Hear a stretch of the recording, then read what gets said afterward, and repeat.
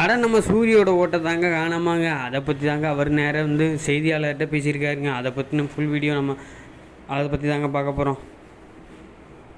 என் ஜனநாயக உரிமையை செலுத்துறதுக்காக வந்தேன். கடந்த எல்லா எலெக்ஷனுக்குமே என்னோட உரிமையை நான் கரெக்டாக செலுத்திக்கிட்டு இருக்கேன். ஆனால் இந்த தடவை இந்த பூத்தில் என்னோட பேர் விடுபட்டு போச்சு அப்படின்றாங்க. என்னோட மனைவியார் பெயர் அவங்க ஓட்டு இருக்குது, என்னோட ஓட்டு இல்லை, என் பேர் விடுபட்டு போச்சு அப்படின்றாங்க. இருந்தாலும் 100% ஜனநாயக உரிமையை ஆற்றுறதுக்காக வந்தேன். அது நடக்கல அப்படின்றப்ப மனவேதனையா இருக்குது. ஆற்ற முடியலன்னு நினைக்கிறப்ப ரொம்ப மனசு கஷ்டமா இருக்குது. இது எங்க யாரோட தவறு எப்படி தவறு நடந்ததுன்னு தெரியல.